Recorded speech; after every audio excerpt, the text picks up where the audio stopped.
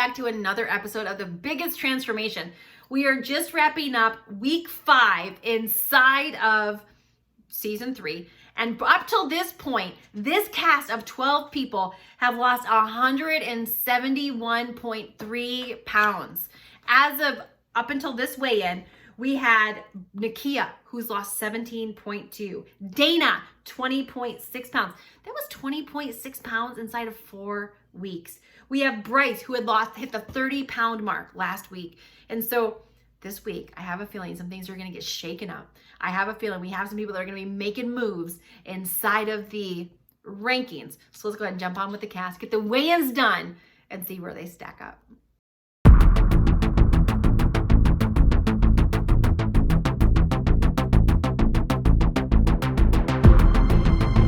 Let's go ahead and jump into our weigh-in. Okay, I got you up, Stuart. 286.6. Okay, Cher, I got you up, girl. 259.6. Okay, Trisha. 220.4. Steve.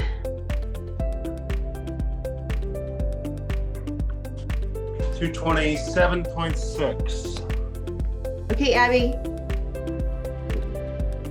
155.2. Okay, Krista Joy. Hello, good morning.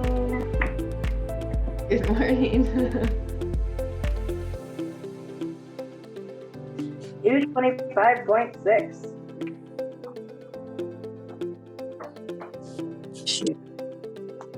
195.6. Okay, I got you.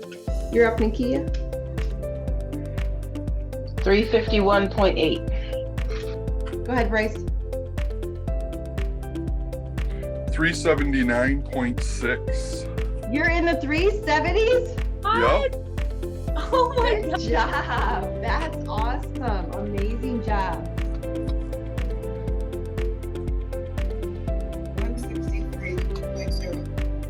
163.0. Thank you. Okay, Wendy. 185.0. 185. Awesome. And Dana. 211.0. All right, so we're going to continue on this week. We're going to wrap up the negative people part. Last week, we talked about the things people have said or done that have had a negative impact on us, or that we internalized negatively, or whatever that was.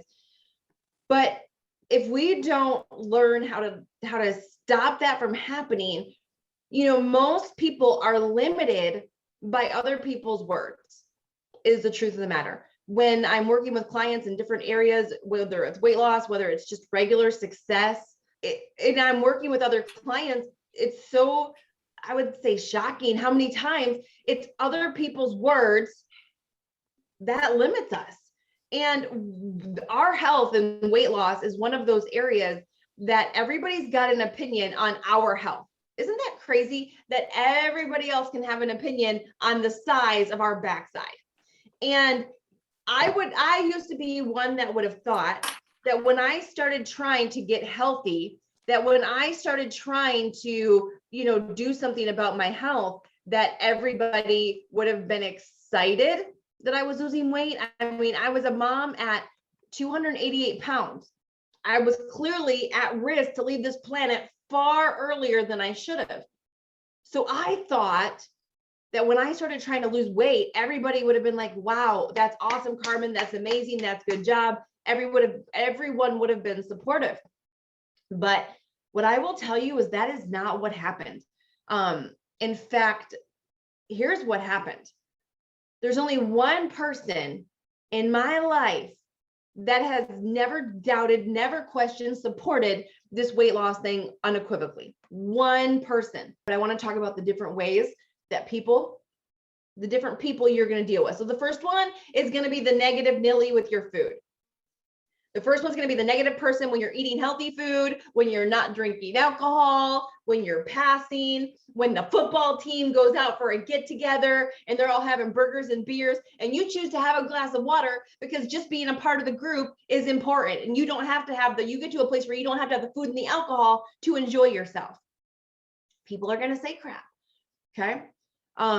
The next one's going to be, I had people give me crap about working out. Oh, you're going to work out. Like there would be times we'd have I can remember a specific time, there'd be like a 4th of July weekend. And we had people, and I procrastinated my workout in the morning, or we'd have people stay the night. And I'd be like, oh, hey, I'm going to go do my workout. I've got to go work out. You've got to work out. It's a Saturday. Why are you working out? And again, in the very beginning, I wanted to defend. Then there's the person, this is the worst one. And this is actually probably the most dangerous one for you. Well, no, I won't say it's the most dangerous because listen, social pressure is a real thing. Social pressure is a real thing. Whether people are meaning to pressure us or whether we internalize social pressure on ourselves to eat. How many of you have ever eaten something you didn't plan on because of social pressure? Anybody ever made a decision with like alcohol or food because of social pressure? Most of us have. Then there's the one, and this one, I am telling you, every single one of you is going to deal with this before you think you're going to deal with it. Every one of us is going to deal with this. And if we're not careful, we can allow this one to derail us. Along the journey, again, people are used to seeing us bigger. And the first time I dealt with this was at 220 some pounds. 220 some pounds. I had lost 60 pounds. Now, again, I'm 5'4". Is 220 pounds on 5'4" a small woman? That's not a small woman. But I can remember seeing my friend. I showed up to vacation. I had lost 60 pounds and I showed up and she was like, she didn't know I was losing weight and she was blown away. And I can remember we were in the hot tub one night and she's like, you're just so skinny. How much are you going to lose? I said, well, I'm not even halfway to my goal yet. And she's like, not even halfway. Well, are you going to look like one of those 12-year-old girls?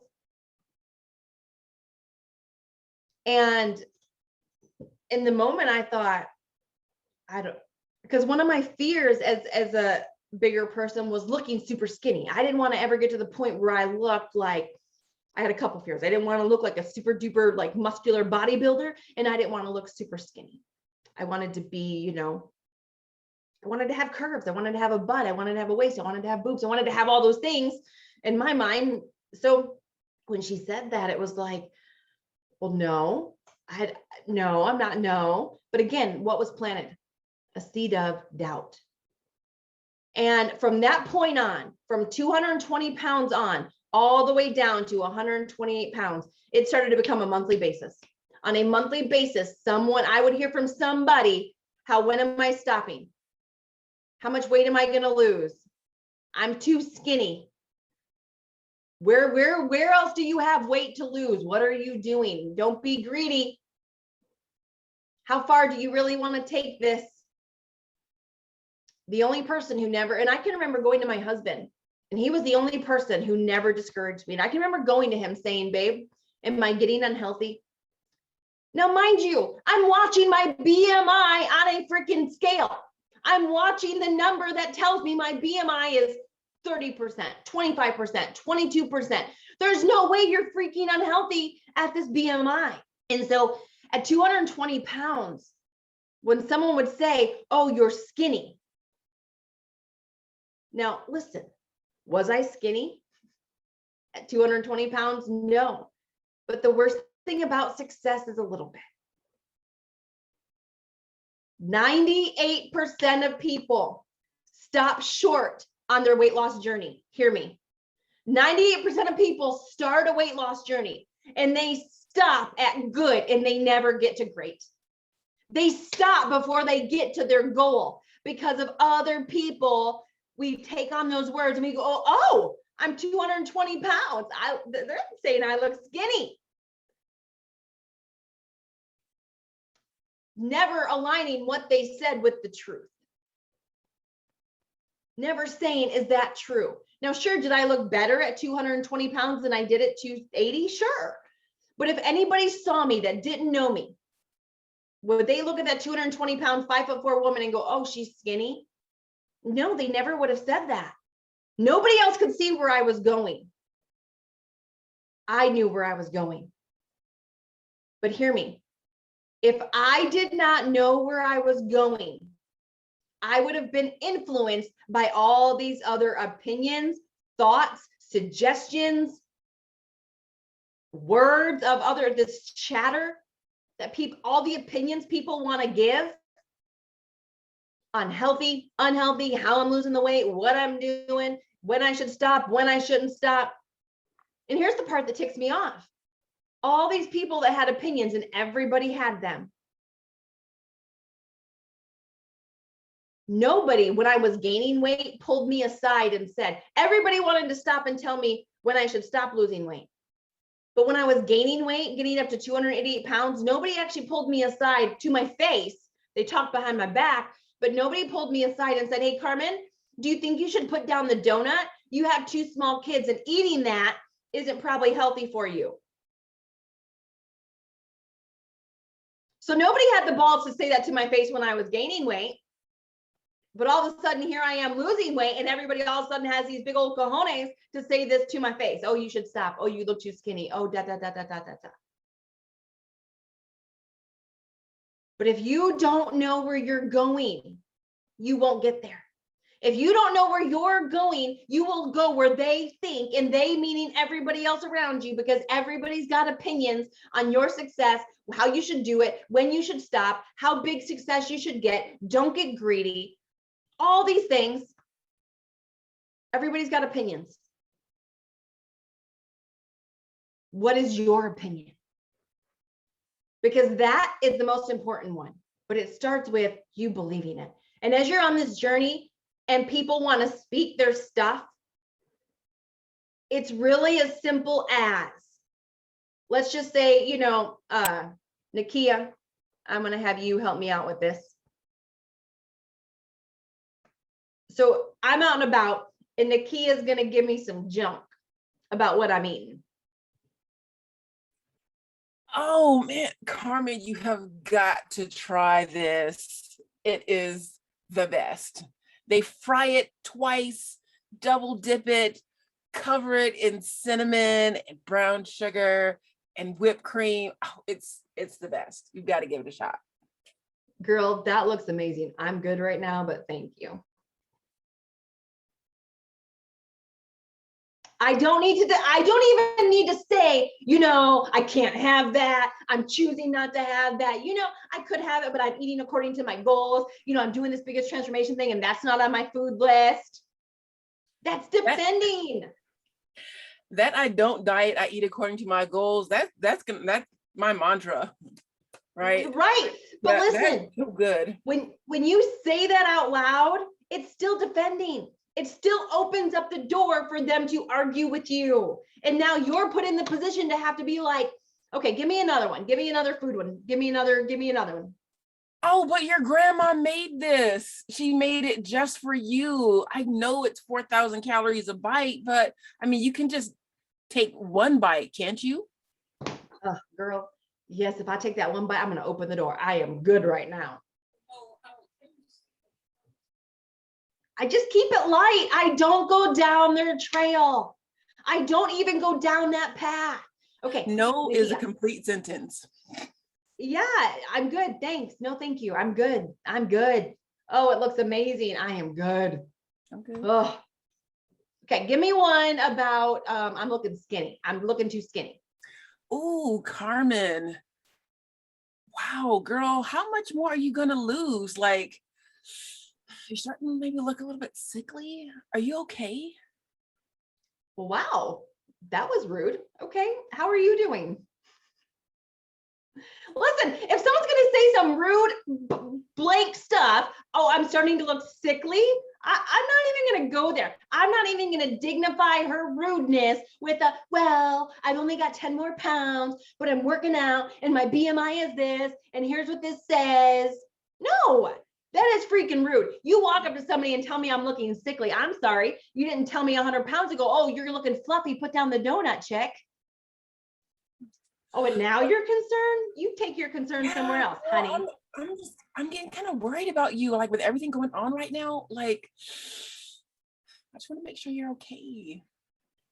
Girl, I am good. I am more than good. How are you doing? I'm amazing. I'm having some pie. Awesome. Tell me more. So again, I'm not going to get into her. She's in her sandbox. I'm in my sandbox. My sandbox is clean.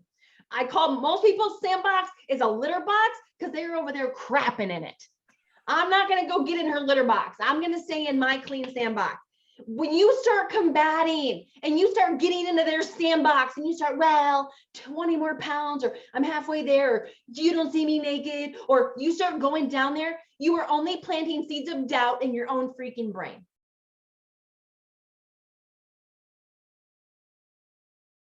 Yeah. Okay, so my question for you guys this week, thank you, Nakia, for giving me such amazing examples. My question for you this week, and we talked about it a little bit, but I want to hear you process this out for a moment, because this is going to be part of building your vision, but I want to hear where it is right now. And there's no wrong answers, but when you think about, when you actually stop and think about being the smallest, most fit person inside of your circle, what does that feel like to say that? What does it feel like to actually think that? What does it feel like to actually be like, wow, that could actually, that will be me in 1 year. So I want to know, what is that when I say that, when you say that, what does that feel like? What is that? Like, what is that? Anyway. Honestly, it feels a little uncomfortable. The good thing is I can kind of parallel it to personal development and the success I've had in that arena. And so there's always been people that even closer to me that think I got lucky or those kind of things. So I've dealt with those kind of comments. So it's kind of cool. It felt a little uncomfortable, but it's not as far-fetched as I would have thought it would have been a few weeks ago, just because I can parallel that to some success I had in other areas of life. So, but it is uncomfortable. Do you know any fit people, Stuart? Anybody that just got really good health? Do I know people? Yes. No, how does it feel to think about them asking you for advice or having them coming to you, like having a fit conversation? That's real uncomfortable. Hi. Hi. So how does it feel to you? I actually want you to say, I'm going to be the healthiest, fittest person I know. I'm going to be the healthiest, fittest person I know. And when I say that, I get a tummy flip. You know, the tummy flip?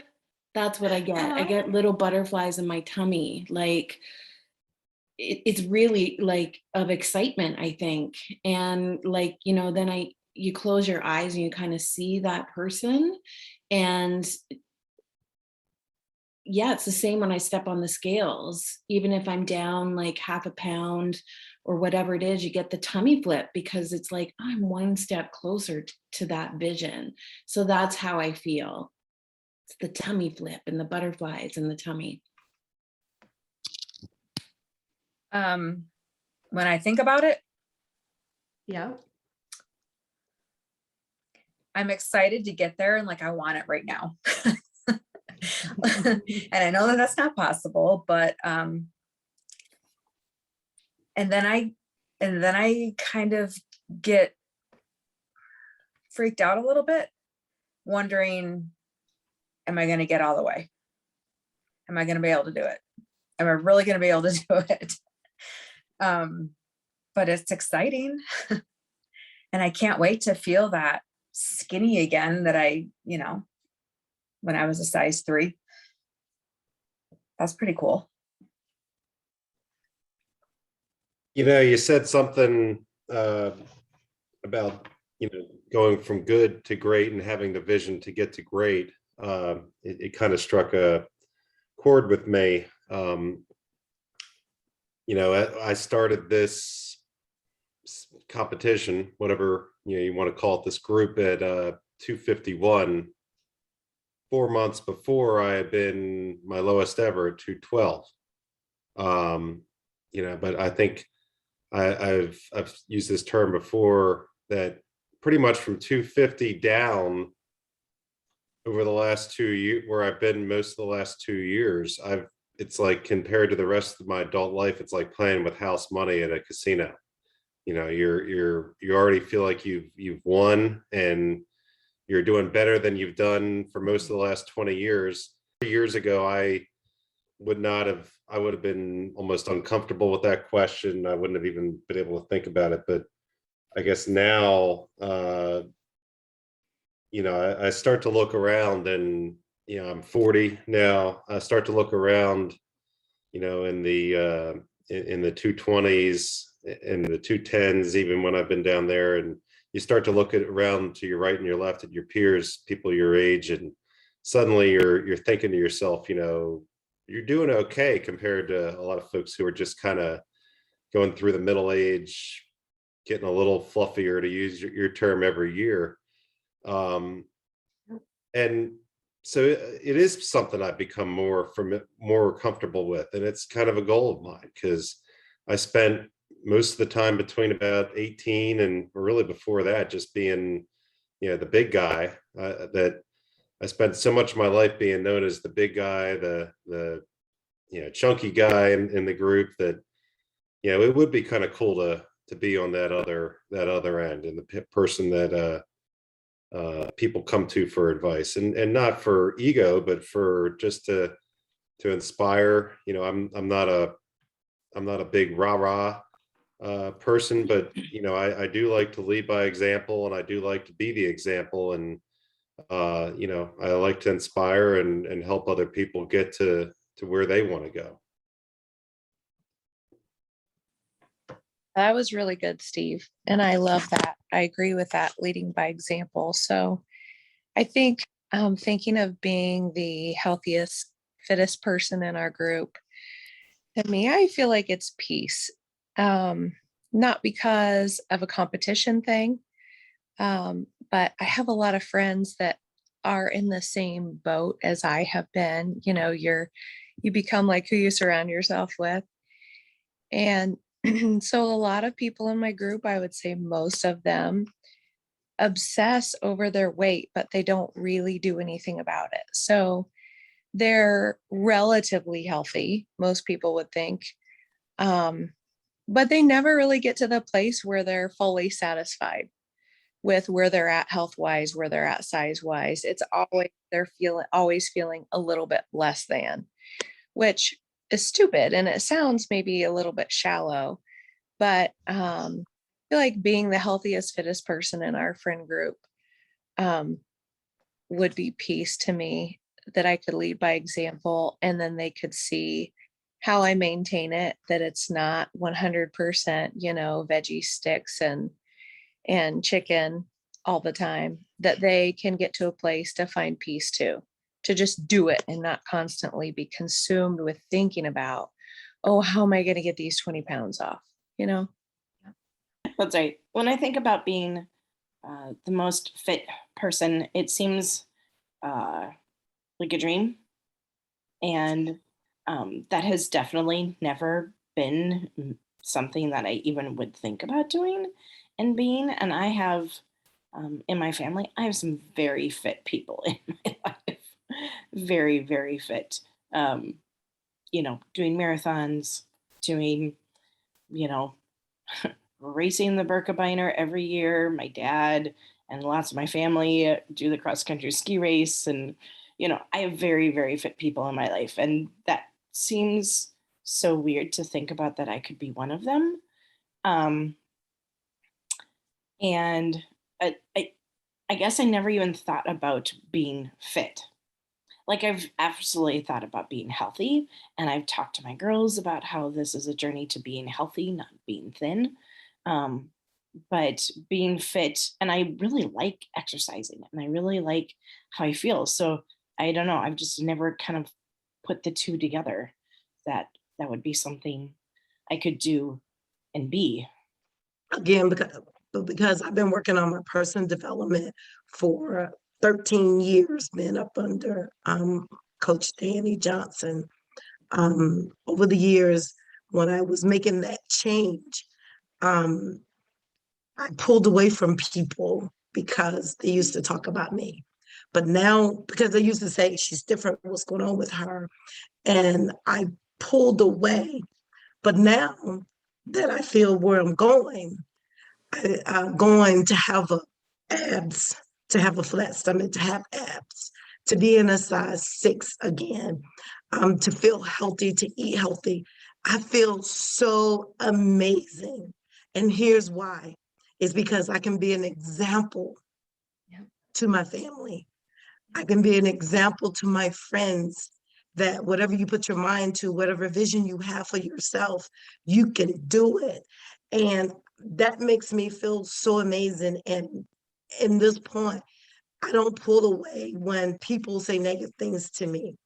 I stand strong and I be that friend and I be an example. But the difference from when I was changing my life to who I am today, I still walk in love with them. To be that friend, to be that example, because I want their life to change as much as God has changed my life. So being the fitness and the healthiest person with that ab and looking good and feeling fine and in that size 6 and can really jump on that ground to do those burpees without being tired, and having pain in my body, it makes me feel so awesome.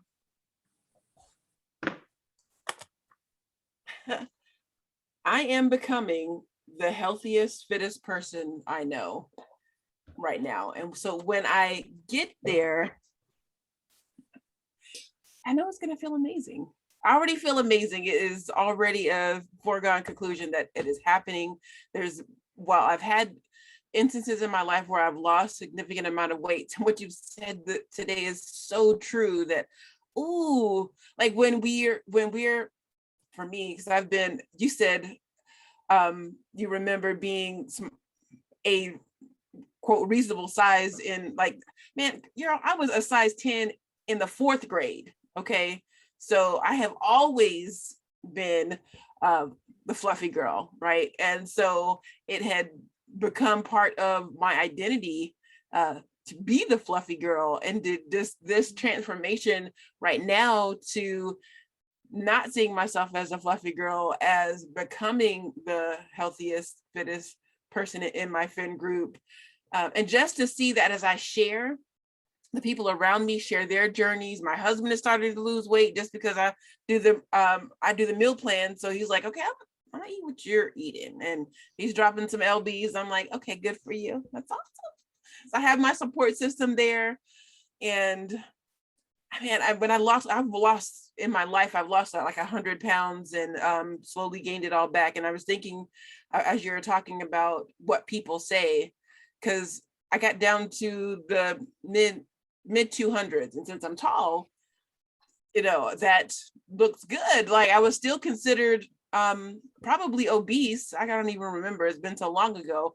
And because so many people are overweight, when people see people who are not overweight, they assume that you've done something unhealthy. And I'm like, and I didn't get this weight overnight. So I'm trusting the process and just kind of pressing into all the internal and external bits, so that when I get to, because I'm gonna get there, when I get to the lifestyle phase, what have you, I'll be ready to live it out and not like suffer through it. It's like who loves to see a miserable person losing weight? Like, no, I'm gonna enjoy my shakes. I'm gonna enjoy these workouts and sweating like profusely, and this water, all this water. I'm gonna enjoy it and be grateful just for the process and for the journey that I can share with other people. Yeah, so I'm glad we kind of reframed it into fittest, healthiest, because at 6'8", I don't think I'll ever be the smallest person I know, whether, unless I'm in like an NFL locker room or something.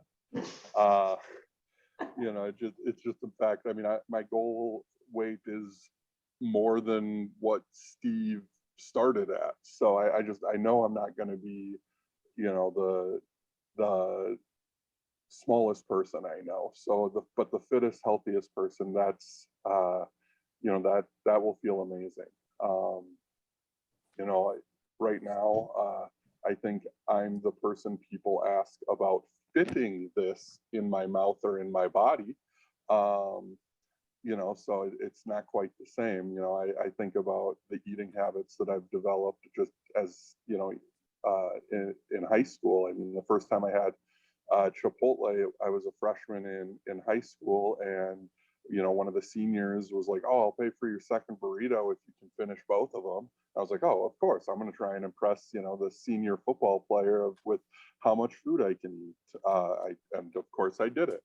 And so then senior year, after a football game, I ate two tremendous 12s. Like, who needs to do that? Like, but it's always been about fitting this into, so it'll be nice to have that change of pace, that it's fitness instead of fitting this. So being the healthiest, fittest person in my group makes me crack up and laugh out loud, happy, because I come from a lot of friends and family that are really healthy. My sister is the one that drug me into spin class. My sons, they run. My dad has lost 100 pounds. And so I just have a lot of people that are really healthy. So to involve them has made it a project for everybody around me. And so, like yesterday when I went out, they were like, "Where are your containers? Are you supposed to be eating that?" So I actually I want to be that person that is, like I always say, continuing the course, so that they know I'm not a quitter, but I'm also successful in the fact that I am working to get healthy and join them in the runs, or when they go to spin class, I can do it and be happy about it and feel good about it. I want to be an example too. And I saved a lot of my clothes from when I was little. And yesterday I wore the first up size down from one of my clothes collection. And that made me really happy. And they all noticed. So it just makes me happy to think about going back to that healthiest person and feeling good and not doing it for the wrong reasons, but for myself. Okay. So thinking about when I'm the healthiest, fittest person in my group is amazing. I'm looking forward to that. Haven't been in that position probably since high school. So definitely something to wrap my head around, that being that case, but something that that is definitely my goal, and definitely planning to get there. And to be able to be that example and encouragement to my friends around me. I've had friends that, we've even done, different weight loss things together at different times, and we'll all be successful for a little while, but then pretty much everybody's fallen off the wagon. To have the goal of, within, and definitely I could within a year be down to my goal weight and fit level. And so that'll be an awesome, amazing accomplishment. Hey, okay. So when I think about being the most fit and the healthiest in a group of people and even my family, I'm like, dude, I'm freaking excited, because it aligns with the goals that I've had that kind of started me down this journey. And the first one was really just to inspire other people to say you can do this and to be like a good example. My dad passed away at 40 years old from a heart condition, but he was extremely overweight. My brother has the same heart condition. He's also overweight. My mom is overweight. She just had one knee replaced. She's working on a second knee getting replaced. I come from a family of just very unhealthy people. I mean, both sides of my family are super unhealthy and overweight, more so on my dad's side. In fact, last night I found out my grandma, my last living grandma alive, is in the hospital. She's 94, I think, and she's got congestive heart failure. you know, not super overweight, but overweight. Cause, you know, I grew up in a family of eating all the unhealthy things. So I want to be an example. I want to say, you can do this and it can stick. And in the past, like I actually have a wall behind me where all of my race medals are. I had lost over 50 pounds about 3-4 years ago, gained it all back plus more. And on that journey, I was running half marathons and doing triathlons, and people were like, that's so amazing. And I'm like, but I've gained back. So even though I'm trying to like get over beating up myself for that, and like I'm kind of on a new path, like I want to be that encouragement and an example to people. The other thing is kind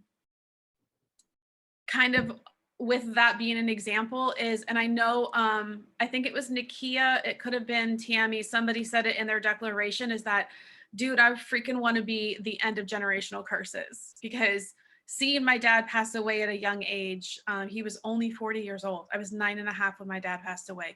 And seeing this unhealthy string of family issues, you know, cholesterol, my mom is now pre-diabetic, you know, heart conditions, high cholesterol.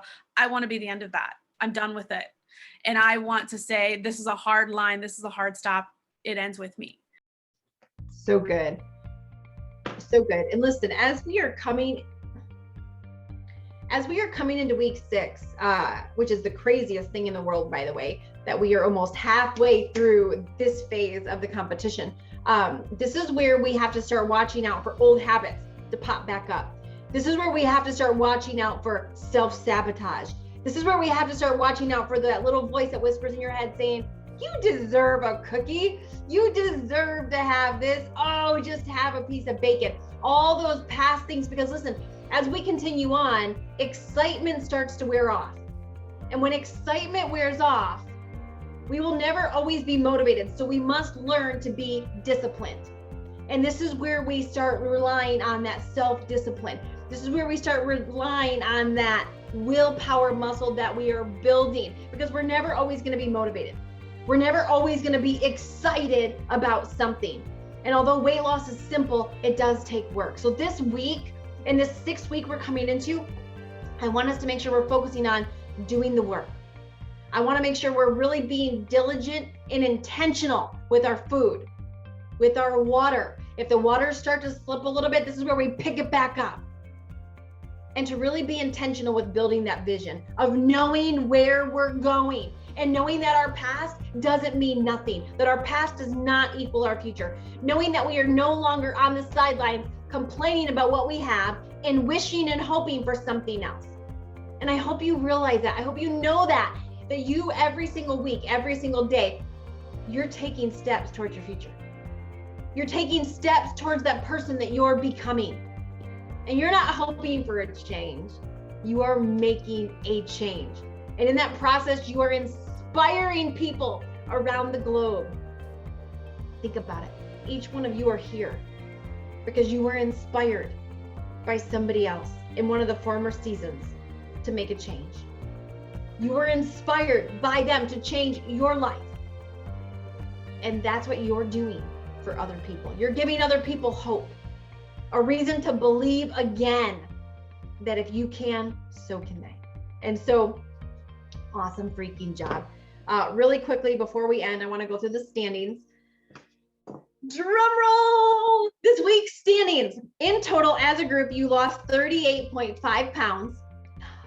Good job. 38.5 pounds last week. In total, 193.7 pounds. 193.7. We're almost at the 200 pound mark. In first place with 23.2 pounds lost, 9.9%. Dana, you are holding on to that #1 spot, girl. Awesome job. In second place with 23.4 pounds lost, 9.32%. Still nipping at your heels. Steve. Getting Third closer. place. Getting closer. He's keeping track, Dana. Yeah, but And, that's carb cycling, so we're blasting the fat. in third place with 37.8 pounds lost, 9.05%. Bryce making a move this week. Yep. Objects in the mirror may be closer than they appear. In fourth place, with 21.9 pounds lost, 8.8%, Krista Joy. In fifth place, with 26.1 pounds lost, 8.34%, Stuart. In sixth place, with 10.9 pounds lost, 6.58%, Abby. Was some of the least amount of weight to lose, but man, good job, girl.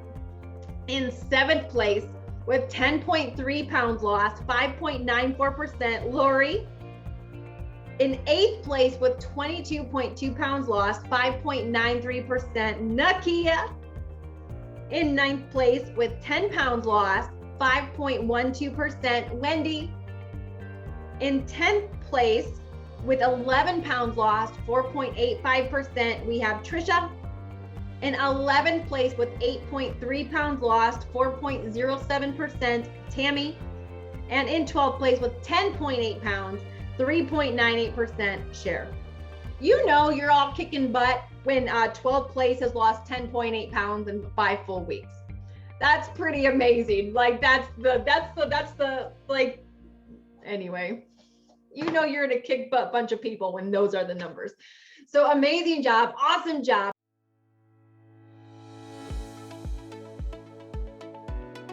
$38.5 pounds last week. In total, 193.7 pounds in 5 weeks.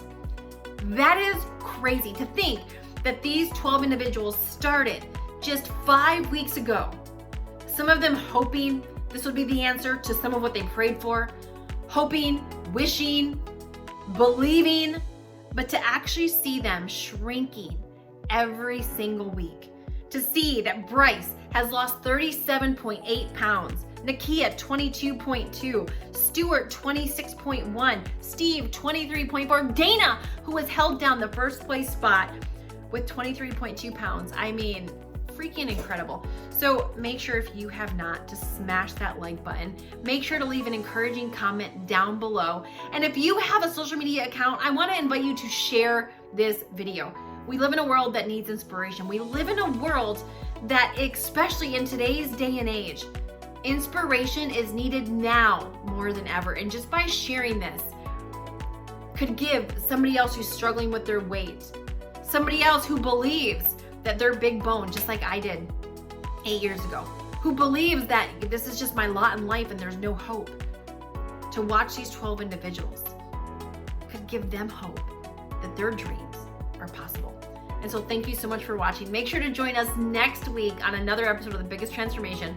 The red team and the blue team competitions are about to start. So you are not gonna wanna miss the shenanigans that are gonna be going down in next week's episode. So we'll see you then.